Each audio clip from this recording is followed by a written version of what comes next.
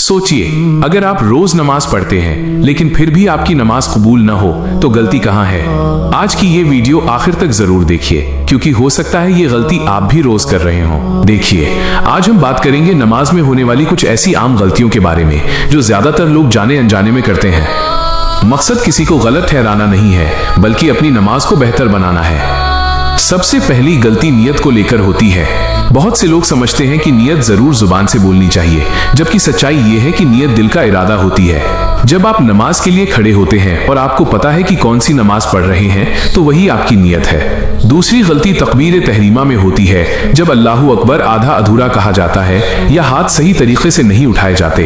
याद रखिए, नमाज की शुरुआत पूरे ध्यान और साफ अल्फाज के साथ होनी चाहिए। इसके बाद एक आम लापरवाही ये होती है कि लोग सना, आउज़ु बिल्लाह और बिस्मिल्लाह छोड़ देते हैं। ये छोटी चीजें लगती हैं, लेकिन यही चीजें नमाज की खूबसूरती और असर को बढ़ाती हैं। फिर आती है सूरह फातिहा, जिसे कई लोग बहुत जल्दी या गलत उच्चारण के साथ पढ़ते हैं, जबकि सूरह फातिहा के बिना नमाज पूरी नहीं होती।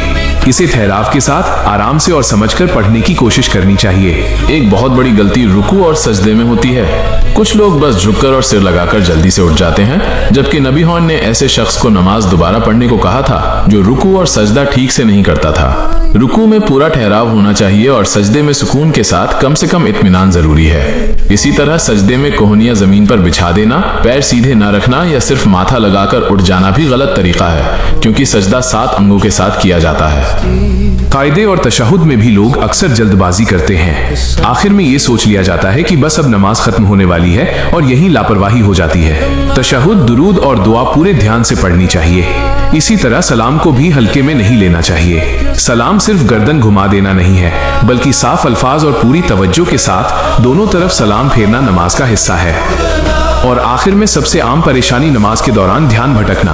कभी मोबाइल, कभी काम, कभी दुनिया की फिक्रें, सब कुछ नमाज में ही याद आने लगता है। इसका आसान हल ये है कि जो आप पढ़ रहे हैं उसके मतलब पर ध्यान दें और ये महसूस करें कि आप अल्लाह के सामने खड़े हैं और अल्लाह आपको देख रहा है। याद रखिए, कोई भी इंसान परफेक्ट नमाज नहीं पढ़ता, लेकिन बेहतर नमाज पढ़ने की कोशिश हर मोमिन करता है। आज एक गलती सुधारिए, कल दूसरी। अल्लाह हमारी नियत और कोशिश दोनों देखता है। अगर ये बात आपको फायदेमंद लगी हो तो वीडियो को लाइक करें, शेयर करें और चैनल को सब्सक्राइब करें। अल्लाह हमें खुशू और खुजू वाली नमाज अता फरमाए। आमीन।